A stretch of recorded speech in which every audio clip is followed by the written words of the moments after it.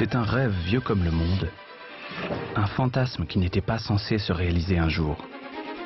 Devenir plus beau, plus fort, plus intelligent, repousser les limites de la condition humaine. Aujourd'hui, les progrès de la science nous donnent les moyens de tutoyer ce rêve. Nous avons toujours voulu être immortels, avoir toutes sortes de super-pouvoirs. Mais aujourd'hui, cela devient vraiment plausible. Nous sommes la première espèce à prendre le contrôle de notre propre évolution. Pas dans un futur lointain de science-fiction, mais là, maintenant. En essayant de nous améliorer, allons-nous faire de nous des monstres?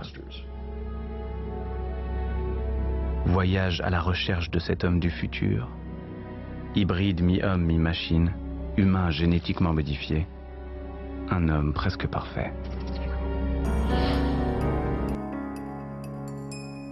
Mon domaine de recherche et d'enseignement porte sur les nouvelles technologies. Je m'intéresse au fond au lien entre l'humanité, les gens en société et les technologies qu'ils produisent. Depuis l'origine, l'humain s'est entouré de technologies, mais c'est des technologies qui, pendant la plus grande partie de leur développement, sont restées extérieures au corps humain. Et depuis peu, elles commencent à fusionner avec lui, à devenir intimes. Par exemple, le téléphone, qui à l'origine était fixé au mur ou qui était posé sur une table. Et en 2002, il y a des recherches qui ont été faites pour voir si on pourrait implanter le téléphone portable dans une molaire.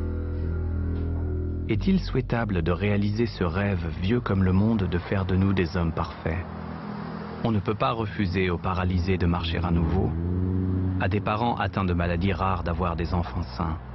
Mais alors que la médecine qui soigne se transforme en une médecine de sélection et d'amélioration, il est temps de questionner cet homme meilleur. Nous allons fabriquer des corps plus beaux qui nous permettront de vivre beaucoup plus longtemps et des cerveaux qui nous permettront de travailler plus. Mais au bénéfice de qui allons-nous nous infliger ces améliorations? Pour plaire aux scientifiques qui font des découvertes fabuleuses? Parce que nos gouvernements sont prêts à tout pour gagner les emplois de demain? En supprimant le hasard de la vie, nous en éliminons le sens. Le risque, c'est que la technologie ne nous rende pas meilleurs, mais simplement moins humains.